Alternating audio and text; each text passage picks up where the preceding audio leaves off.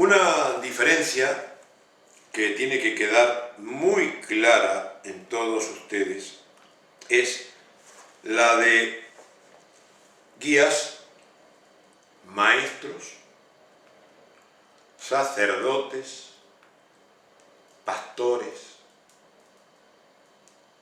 gurúes.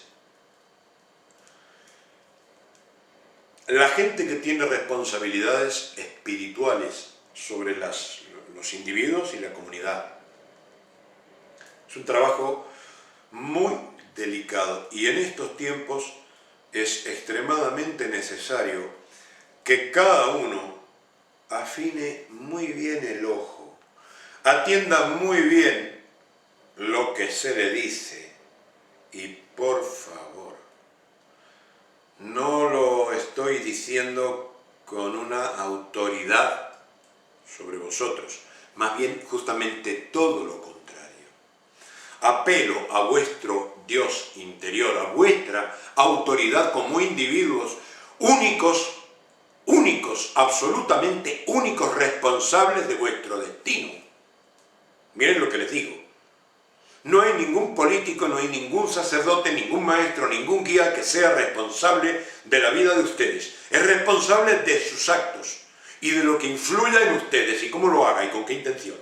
Pero la responsabilidad última, final y absoluta, porque la de los demás es relativa, incluso la mía. Yo os hablo de esto, yo me considero un maestro espiritual. Maestro espiritual porque enseño cosas del espíritu, de la metafísica, de la psicología, pero con un carácter extremadamente científico. Y nada más. Claro, si escribo un libro de todo esto y enseño y explico, y estoy, lógicamente mi trabajo es el de maestro, como mi maestra, la que me enseñó a leer y a escribir mayormente, mejorar la lectura y la escritura, porque yo ya leía y escribía muy pequeñito antes de ir a la escuela, pero las maestras me corrigieron, me enseñaron las cuentas, me mejoraron las técnicas de dibujo, en fin, todo lo que me puede enseñar una maestra, ¿no? Bien, mi trabajo va por ahí. Mi mayor inspiración para hacer este trabajo es el amor inmenso que recibí por parte de todas aquellas maestras, algún maestro, de todos los profesores y profesoras que tuve, aquellos que me enseñaron con amor. Yo quiero honrar a ellos. Por supuesto también a mis padres que me enseñaron todo lo que me enseñaron. Toda la gente que a mí me ha enseñado es la gente que a mí realmente me ha dado ganancia. Es la gente que me ha beneficiado en la vida. En honor a todos ellos, espero ser un buen maestro espiritual. Ahora, la diferencia entre un maestro y un guía es que el maestro hace lo que hago yo, simplemente enseño.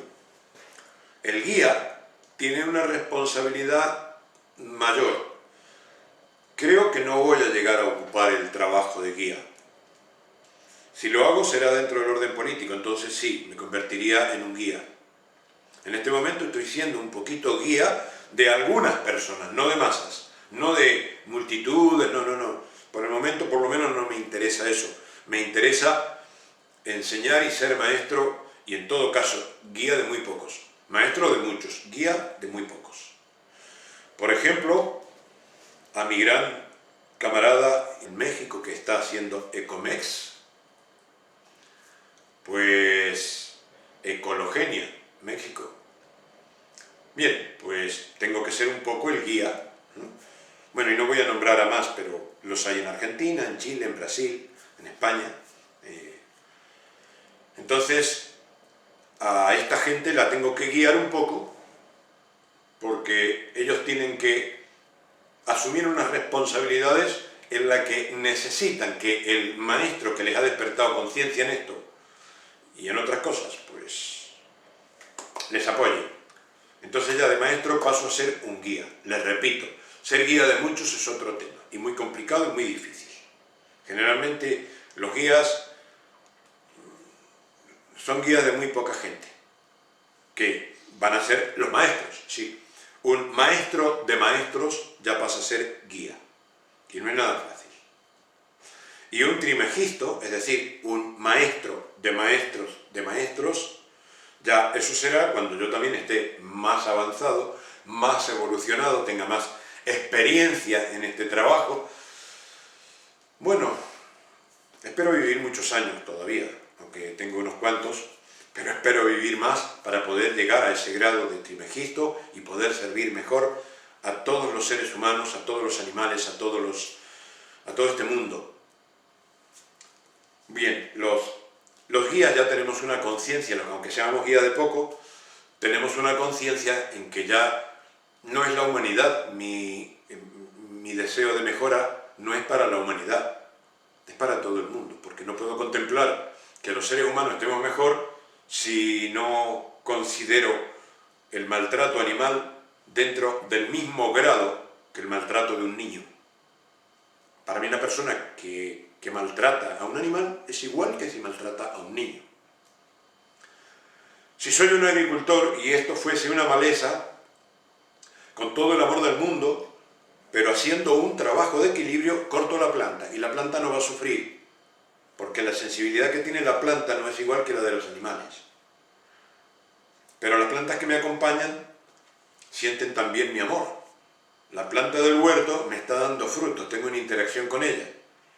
Y aunque tenga que arrancar otras plantas, tengo un conocimiento de estas leyes naturales que me permiten acceder a conocimientos llamados esotéricos, por los cuales puedo comprender que puedo eliminar una cantidad de plantas y no pasa nada, y no sufre ninguna. El cómo hacerlo, el cómo tengo que sentir yo también es diferente. Entonces, un agricultor que pone en marcha esto que puede perfectamente aprenderlo, le basta saber leer y escribir. Y si no sabe ni leer y escribir, porque ha estado demasiado tiempo en el campo y solo sabe, seguro que sabrá muchísimo más que muchos del campo, puede ver estos vídeos e ir entendiendo, e ir aplicando estas cosas, meditando. Los cabreros, los pastores, los ganaderos, que están mucho tiempo con los animales en el campo, están en una observación permanente de la naturaleza. Entonces, si pueden leer, si tienen tiempo a leer, con esto van a enriquecerse una barbaridad. Pero es que muchas cosas ya les van a sonar. ¿Por qué? Porque el hombre que vive en la naturaleza, que vive observando, se da cuenta de muchísimas cosas que el hombre de la ciudad no verá nunca. Si apenas ve alguna vez el cielo estrellado cuando sale de pueblo a pueblo, por ahí por la carretera, a lo mejor si para echarse una mirada ve el cielo, el cielo estrellado. Pero resulta que el resto del tiempo no ve las estrellas ni desde la terraza de la casa. Entonces, el hombre de la naturaleza tiene una forma de ver las cosas donde esto le resulta enseguida mucho más entendible, porque además esa gente suele meditar mucho. ¿Y por qué fíjense que dentro de los grandes maestros, de los grandes guías, tenemos a un Jesús el Esenio, el mal llamado Jesús de Nazaret? No nació en Nazaret, se agregó el rollo de Nazaret mucho después, pero Jesús el Esenio se le pone que nació en un pesebre. Todo esto es una infiltración de datos para aquí y para allá en el tiempo, desde ya que la crucifixión de Jesús es una mentira, es un cuento inventado por el Papa Pascual II, en 820.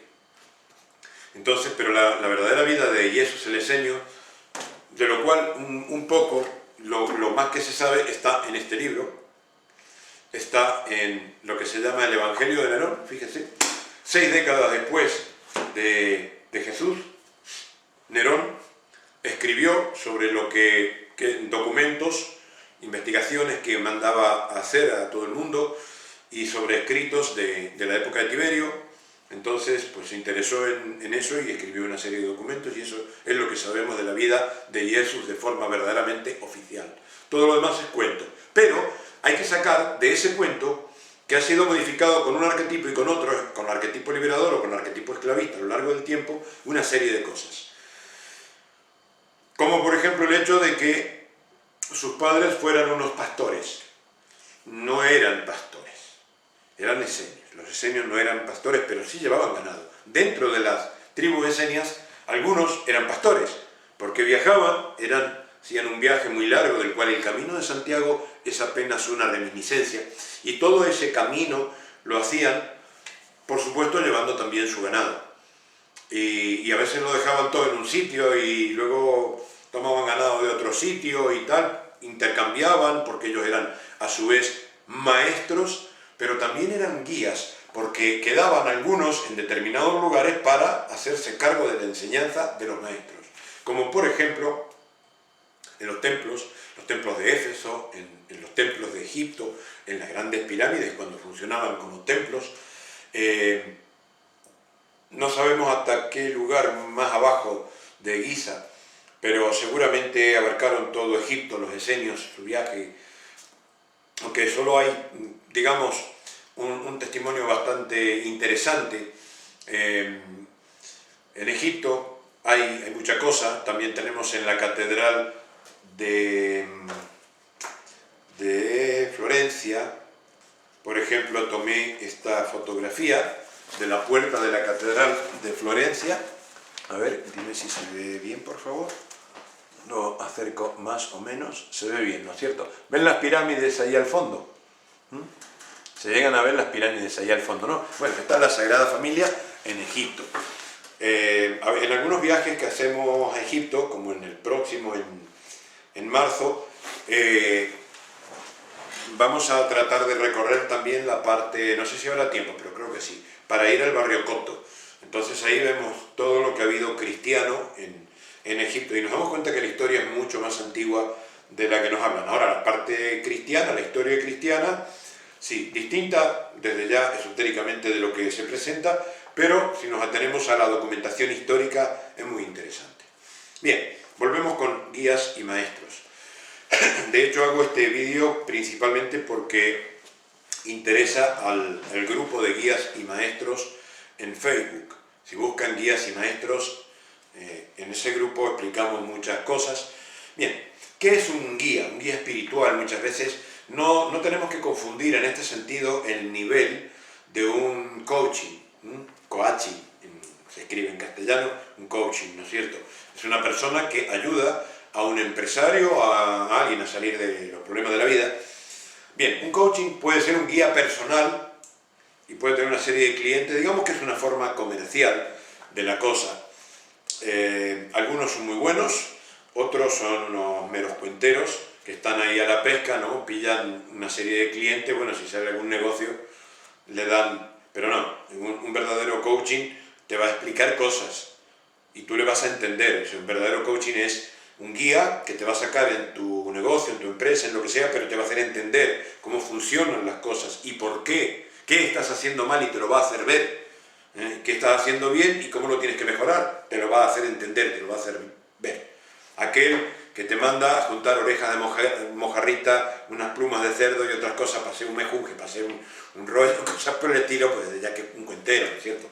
O que te manda a hacer unos rituales, o que te manda con chorrada, no digo el Feng Shui, porque cuidado, el Feng Shui funciona, pero también el Feng Shui tiene reglas, tiene pautas y tiene fundamento, pero ese fundamento es científico, tiene un fundamento geobiológico, tiene un fundamento psicológico, y un verdadero coaching que maneja el Feng Shui te lo explica además, porque un maestro tiene que enseñar y un guía, como un coaching, aunque sea en lo personal, es un poco, es un guía, pero el guía, antes que guía, tiene que ser maestro. Es decir, que aquel que te quiere llevar sin enseñarte nada, es como si te pone una capucha, sin ojos, para llevarte a donde tú no sepas. Y eso no es así. A mí cuando me preguntan de las pirámides, como en algún momento alguien me dijo, con esto puedes hacer un gran negocio, pero tienes que basarte en el misterio, no romper la magia misteriosa, que bueno, lo mandé a la mierda, hablando mal y pronto, fue de las primeras personas que esto me obligó a ver cómo se puede podrir el tema y tener mucho cuidado, sobre todo conmigo mismo. No, aquí no hay ningún misterio. Si tú me haces una pregunta de pirámides, yo te las tengo que responder, porque yo las fabrico, las vendo, las hago, las construyo, y yo no te voy a decir, aquí hay un misterio. No, antes de dedicarme a esto, es que pasé toda la vida desde niño investigando con ellas, gastándome todo lo que dieron todos mis mejores años de producción económica gastado en las pirámides. Entonces, en conseguir respuestas sin intención de ganar, ni pensar de que algún día las iba a tener que fabricar yo encima, que lo tuve que hacer porque me di cuenta que finalmente si no lo hago yo, nadie lo va a hacer con el mismo cariño, con el mismo amor, con el mismo respeto, con el mismo cuidado. Bien, porque soy un maestro en el tema de las pirámides.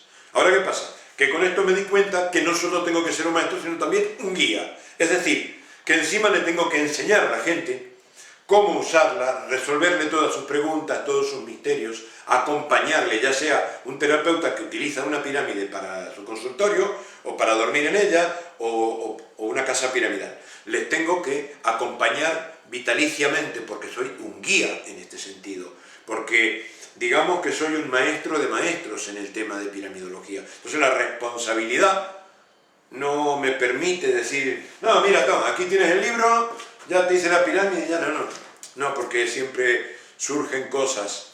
Entonces, la responsabilidad de un guía, les repito, es por encima de la responsabilidad de un maestro.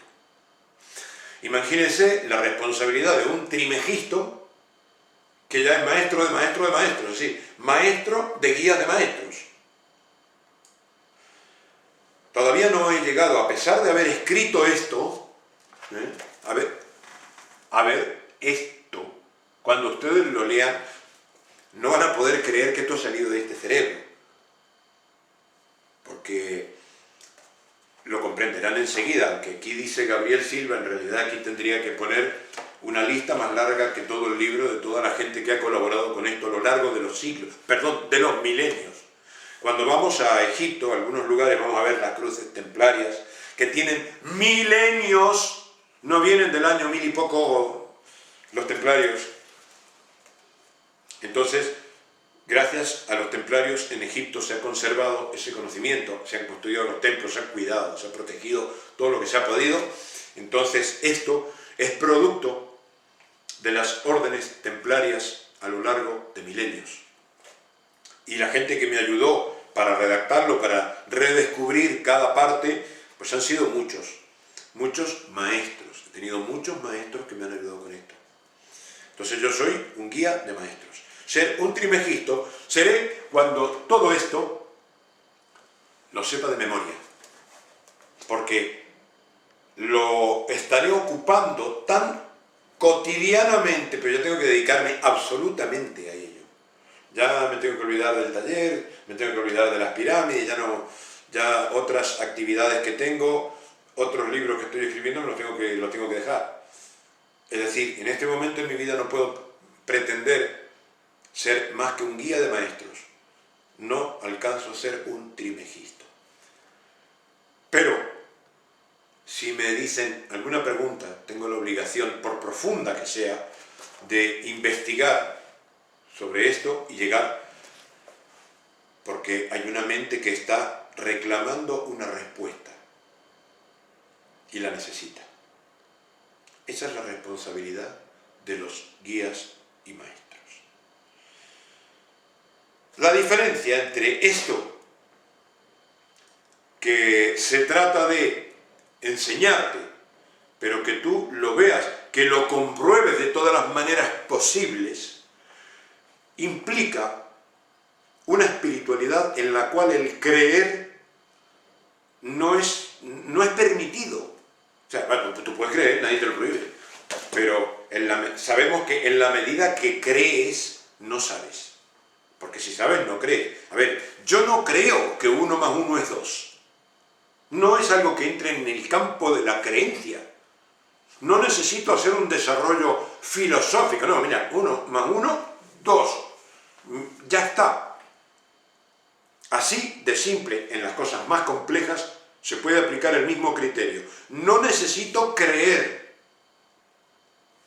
Y si no tuviera dedos, y vienen 1 más 1, 2, bueno, pues mira, 1 más 1 de lo que sea es 2, o aún el concepto abstracto, no necesito creerlo. Ahora, si no lo sé, porque tuviera algún problema en el cerebro que no me permite sumar, no me permite entender la suma, la tengo que creer, pues ya estoy en una condición de deficiencia extrema y puede venir uno y me diga 1 más 1 es 4 y de algún modo meterme el concepto del 4, ¿no? Eso sería una burrada, ¿no? Y una putada, o sea, una cabronada grandísima, ¿no? Bien, ocurre en la política, ocurre en las ciencias también, lamentablemente, por intereses académicos, por títulos, por supuestos científicos que no pueden decir me equivoqué, porque sus libros dejarían de valer, entonces ocurre hasta en la ciencia.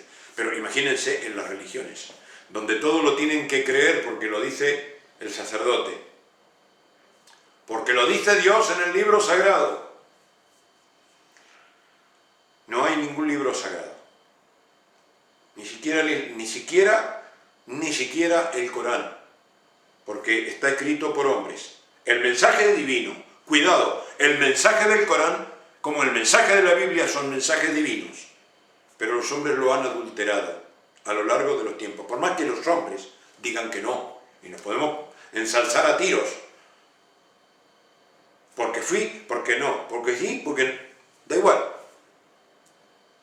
Lo que tiene de divino el mensaje sigue siendo divino, y lo que está falseado, está falseado. Y lo que está malentendido, porque por ejemplo pasa mucho en el Corán, hay cosas que yo las entiendo, como entiendo esto, y lo veo maravilloso, pero la mayor parte de la masa lo entiende mal. Y algún imán por ahí lo explica bien, y lo hace entender a la gente, ese factor metafísico. Lo bueno que tiene el Islam, ojo, no me estoy declarando públicamente musulmán, ni estoy criticando, ni nada, estoy haciendo un análisis muy objetivo y además lo converso muchas veces con amigos musulmanes, pero si tuviera que elegir una religión me quedo con el Islam. ¿Por qué? Porque el Islam me permite discutir esto. Dios no me castiga, ni ninguna entidad religiosa me castiga dentro del Islam por hablar de estas cosas. Al contrario, todo lo que lleve a la comprensión de Dios, y hay una parte en el Corán que lo dice, que todo aquello que lleve a conocer a Allah es bienvenido a los ojos y oídos de Allah. Esto es que el conocimiento, la ciencia, para el Islam está perfectamente, no hay contradicción, no es como la Iglesia, que lo que ha hecho brutal, terrorífico, siempre ha perseguido la ciencia. Todo aquello que pueda conmover un poquito la conciencia de las ovejas creyentes, perseguido. Giordano Bruno, Galileo Galilei, bueno, no hace falta que les dé los miles de ejemplos de la Inquisición, ¿no es cierto? Y modernamente todavía funciona igual. Entonces, los que sean católicos, si quieren realmente una verdadera espiritualidad, tienen que elegir entre dejar de creer y empezar a comprender, o seguir arrodillados, con las manos así atadas como los esclavos, muy distinto que en el Islam, donde la gente se agacha, se arrodilla ante Alá, pone la cabeza en la tierra, pero que esto tiene una serie de connotaciones científicas y geobiológicas maravillosas, que la mayor parte de los musulmanes no lo entienden, no lo han andado, no lo saben, pero es pura metafísica, geobiología, y factores metafísicos que son perfectamente entendibles. Los musulmanes tienen la posibilidad de seguir creyendo y serán meros creyentes del Islam, o pasar a ser conocedores, comprendedores. La diferencia aquí entre musulmanes y católicos: el católico, cuando lee esto y lo empieza a entender, deja de ser católico. El musulmán, cuando lee esto y lo comprende, se hace más musulmán, pero con un criterio mucho más consciente de Alá. De hecho, ¿de dónde viene Alá?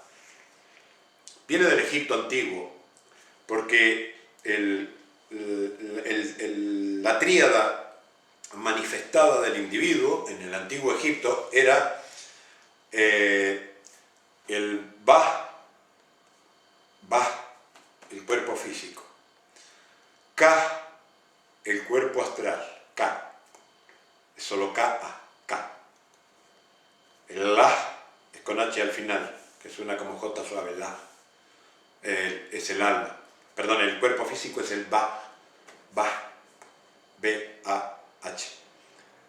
El cuerpo astral o cuerpo emocional, el Ka. Y el cuerpo espiritual o alma es el La. Y Allah significa lo que está más allá del alma. Ahora, ese más allá en nuestra alma también es más adentro, porque cuando hablamos, y más en estos terrenos donde hablamos de la divinidad como omnipresente, omnipotente y omnisciente, que está absolutamente en todas partes, aquí podemos hacer referencia a Jesús el Esenio. Ojo, cuando digo que el católico que empieza a entender la metafísica necesariamente deja de ser católico porque ya no necesita creer, entonces entiende todas las aberraciones del catolicismo, no deja de ser cristiano, no deja de ser un buen seguidor de aquel gran maestro que fue Jesús el Esenio o Jesús de Nazaret. No quiere decir que no vaya más a la iglesia, quiere decir que será alguien que empieza a modificarla, porque la Iglesia Católica tampoco debe caer. No conviene a la humanidad que desaparezca la Iglesia Católica, por razones políticas y por razones espirituales. Lo que tiene que hacer es cambiar. ¿Pero dónde va a empezar ese cambio? En los pederastas que vemos todos los días en internet y en muchos canales de noticias, con esa gente que está violando leyes naturales, con esa gente que se mantiene en una violación a las leyes naturales, que termina en violación de menores, pues con esa gente no podemos esperar mucho, porque hay todo un montón de demasiadas cosas retorcidas, pero los fieles de la Iglesia Católica pueden llegar a cambiarla. Para eso tendrán que dejar de ser católicos, sin dejar de ir a la Iglesia, empezar a generar una revolución espiritual. Ojo, me pueden matar por esto, no pasa nada, me pueden matar por muchas cosas, y hay mucha gente que seguramente le gustaría que ya estuviera muerto, pero bueno, volveré a nacer, volveré a encarnar y volveré a hacer cosas, y volveré a decir las cosas que digo. Las verdades eternas son verdades eternas. A mí me dejan una tranquilidad espiritual cada vez que las digo, que no vean. Entonces, y además siento que sirve, porque yo hablo con mis amigos cristianos, de raíz cristiana, y hablamos de metafísica, y cuando van entendiendo y descubriendo la verdad, sienten una felicidad, y yo producir eso, vamos, me encanta. Y cuando voy a los países de habla de árabe, mayormente son musulmanes, algunos coptos por ahí, pero mayormente musulmanes, y también practico algunas cosas del Islam, es decir, que en algunos aspectos puedo funcionar como un musulmán practicante, porque lo entiendo perfectamente, además. Es maravilloso estamos hablando de metafísica, es decir, que lo que la religión les ha enseñado no deja de valer por entender esto, pero es maravilloso que lo entiendan encima más profundamente, con más fundamento. Por eso les digo, el católico que entra en la metafísica, a la larga deja de ser católico, mientras que el musulmán que entra en la metafísica, a la larga se hace más musulmán. No deja de ser musulmán porque el Islam no impide el desarrollo científico. Los budistas que entran en la metafísica puede que dejen de ser un poquito crédulos de algún maestro, pero no dejarán de ser budistas, porque la esencia de un verdadero cristiano, de un verdadero musulmán, de un verdadero budista, es igual. En la religión de Shinto la conozco muy superficialmente, pero a la larga me doy cuenta que es lo mismo. Lo único que cambian son algunas cosas del envase, pero la esencia es la misma que la del budismo. Es más, las diferencias están en las recomendaciones en la forma de vida. Un sintoísta que entiende metafísica enseguida entenderá que algunas cosas que tiene pues no son demasiado importantes. Mala no es ninguna, pero no es demasiado importante, y otras que sí. Entonces, cuando entendemos la metafísica, llegamos a lo profundo del cristianismo, que no del catolicismo. Llegamos a lo profundo del Islam, que sí, de todo el Islam, en el mejor sentido. Que sí, del budismo en el mejor sentido. Porque además, Buda no creó una religión. Buda fue solo un maestro, no creó ninguna religión. Sus seguidores, sus discípulos, se convirtieron en crédulos extremos de algunas cosas y buscaban la luz igual que él, y entonces crearon la religión. Es un fenómeno curioso. Pero Buda no creó ninguna religión. Cinto tampoco, fue más o menos el mismo caso. Con Jesús igual. Tengan en cuenta que la religión católica, Catholicus Apostolicus Romanica Ecclesia, es fundada por Constantino, que era judío, no cristiano, ni musulmán, era judío, en el año 325 después de Cristo.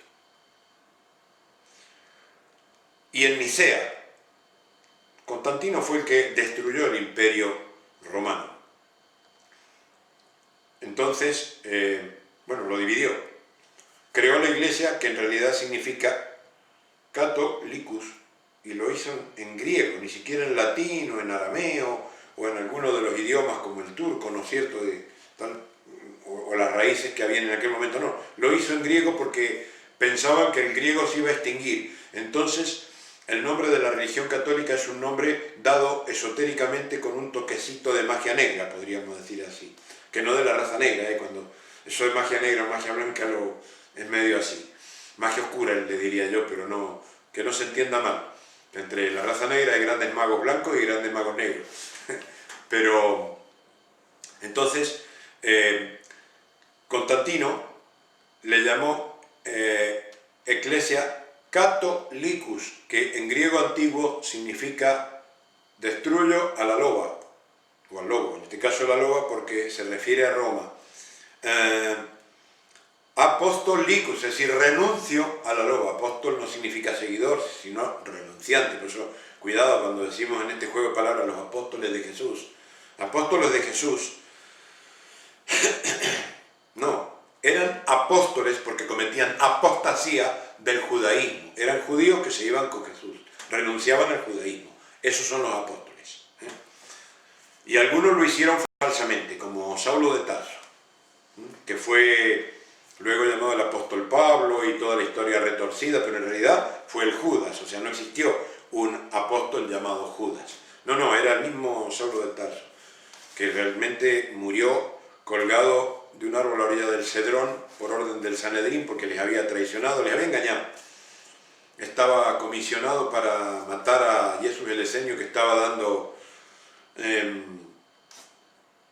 clases en el templo de todos los dioses en Roma, y este estaba comisionado por el Sanedrín para asesinarlo, y les dijo que había logrado enemistarlo con los romanos y los romanos lo habían crucificado. Pero eso era una mentira, y lo pillaron años después y lo mataron y ya está, porque descubrieron que era mentira, que Jesús todavía estaba dando clases, tenía casi 70 años y estaba dando clases en el templo de todos los dioses en Roma. Es decir, que poco antes de eso, Jesús se va con los esenios. Todo esto está bastante bien documentado. No da para hacer un libro con los documentos que hay, pero estaría en marcha en un tiempecito más. Se va a Cachemira, donde finalmente hace su ascensión a la edad de 73 años. Entonces, cuando conocemos la historia documentada, ya las creencias se van al traste. Y encima, cuando entendemos la verdadera enseñanza cristiana, vemos que no hay ninguna contradicción con esto, pero hay que sacar las cosas en su contexto correcto, porque si no se pervierte, que es lo que ha pasado con la Biblia. El Antiguo Testamento es un libro judío, incompleto, hay muchos más, pero bueno, ya da para entender, sobre todo leyendo Deuteronomio, da para entender cómo es esa religión. No sé por qué aparece, bueno, en algún momento dijeron, vamos a poner el Dios de los judíos con el Dios de los cristianos para que se pueda entender la diferencia, fantástica diferencia. Mientras que uno es un Dios de odio, de dominio, la religión judía es una religión que vive en el odio, es decir, ellos son elegidos de un Dios que en realidad es una persona, y este Dios les ha elegido a ellos y todo lo demás nos ha creado para que seamos sus esclavos. Esa es la religión judía. Mientras que el Dios cristiano es un Dios, el que enseñó Jesús, maravilloso, es un Dios de amor, que si entendemos todo lo que enseña el Maestro, no tiene nada que ver con el otro. Entonces, la iglesia que crea Constantino es una iglesia para someter al cristianismo, para pervertirlo, y genera el catolicismo. Pero, ya les digo, Jesús no fundó ninguna iglesia, la iglesia la fundó Constantino. Jesús lo único que hizo fue estar durante cerca de 3 décadas, poco menos, en el templo, bueno, también ahí en la zona de Palestina, en Judea, y ciertamente Pilato se lavó la mano y dijo, "Epur non est", es decir, aquí no, pero aquí no está. Eso fue lo que dijo. No se lavó las manos por la vida de nadie. Un romano no podía hacer eso, y menos un gobernador. O sea, y menos por un esenio, que los esenios eran ciudadanos de privilegio de Roma, desde más o menos siglo y medio antes de Cristo. Según algunos 3 siglos antes de Cristo,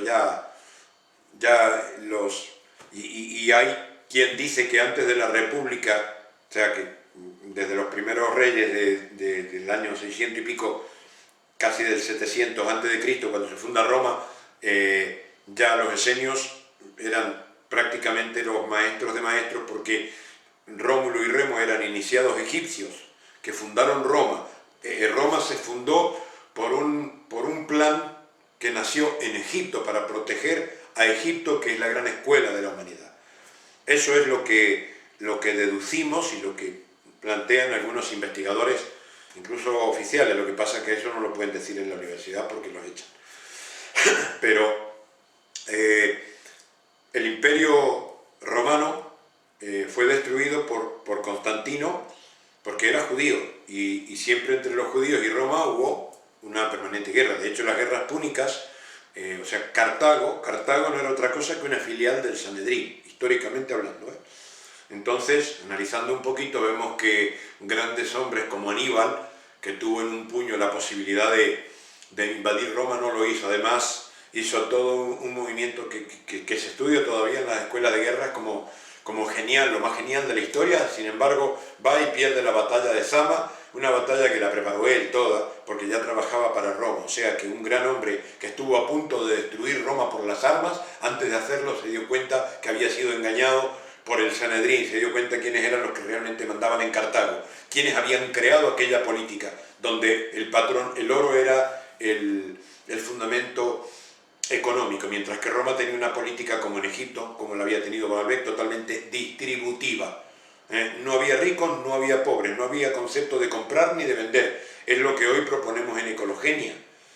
Cuando vean Ecologenia no verán algo que yo me he inventado. Lo único que he inventado es la palabra, porque le iba a llamar de otra manera, pero alguien me hizo algunas advertencias y sugerencias muy a tiempo, que lo voy a decir, lo voy a confesar. Rafael Palacios, el Rafapal, fue el que me ayudó un poquito con el nombre de Ecologenia. Seguro que él se acuerda cuando conversamos, y ahí nació Ecologenia, que lo único que yo he inventado es el nombre, porque todo lo demás no es más que conocimiento político. La política también es un conocimiento, no una ideología.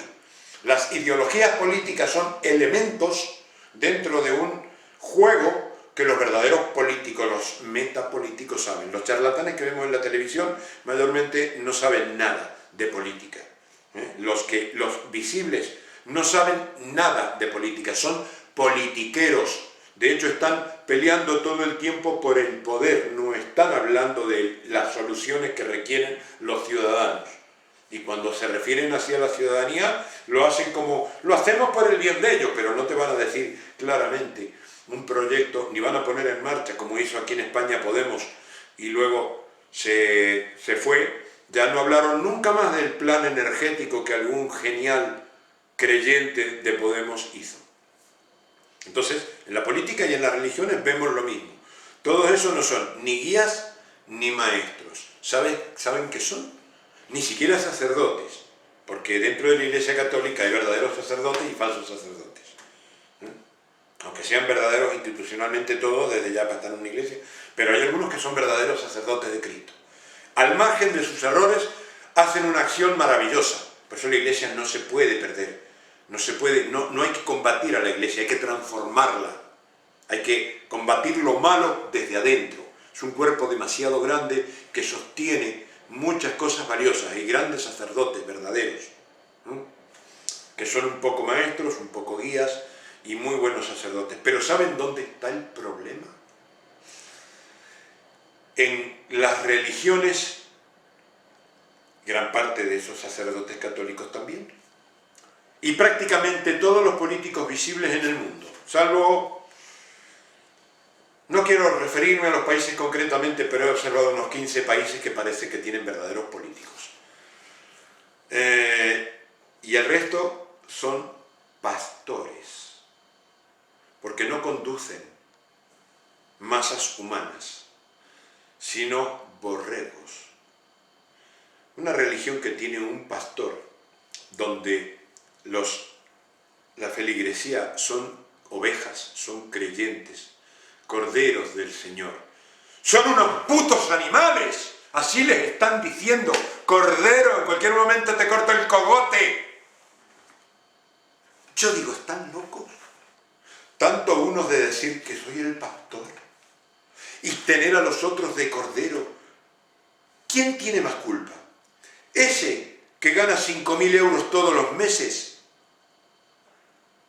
¿O el que va y lleva su diezmo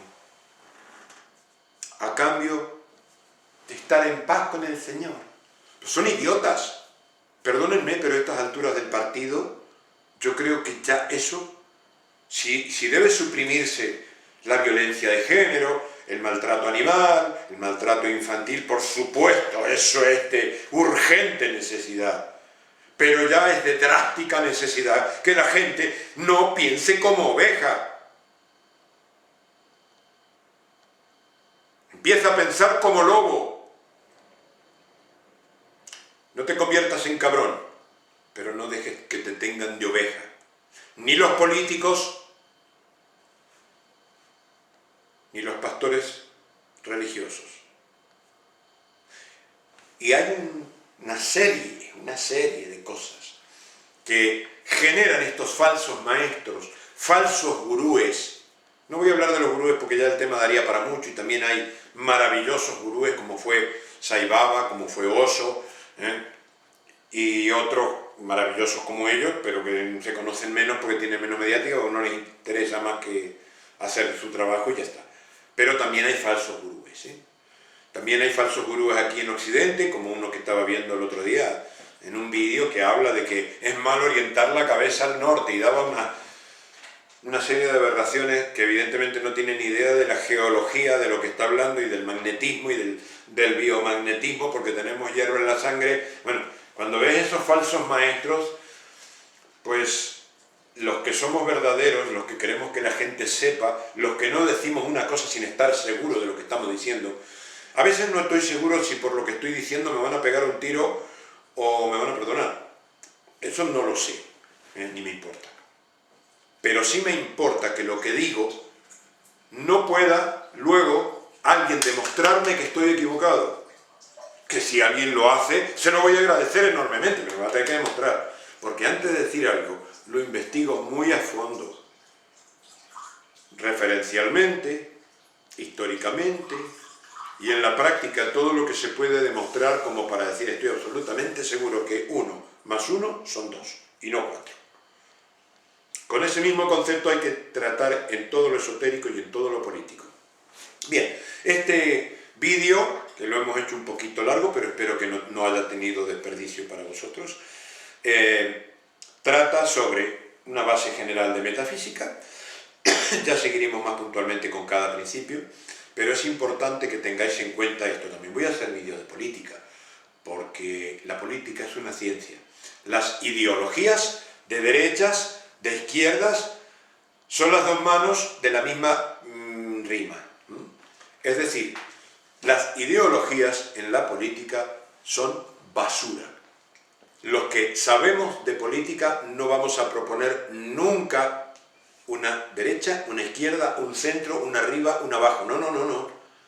Solo vamos a proponer el bien común antes que el bien individual, antes que el bien de una agrupación, antes que el bien de lo que sea es el bien de la nación.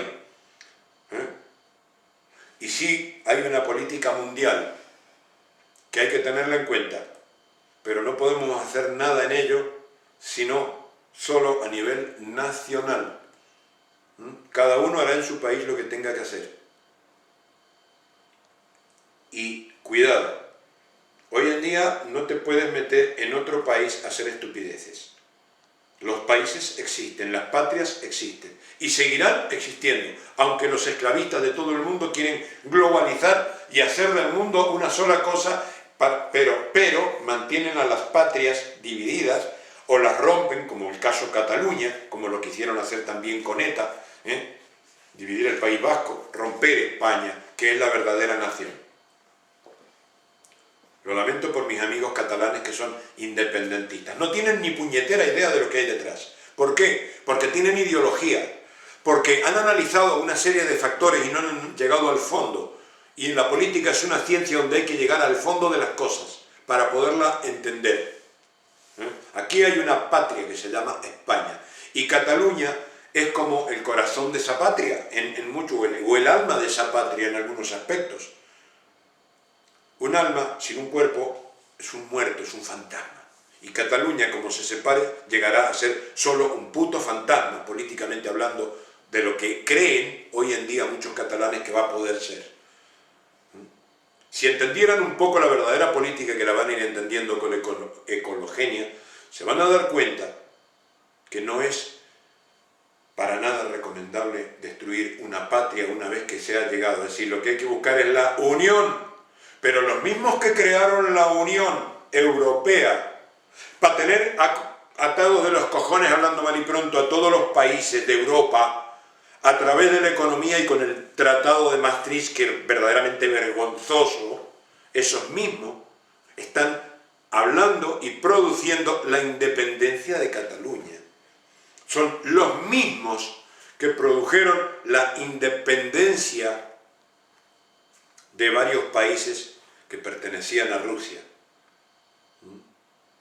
Porque lo que quieren es dividir.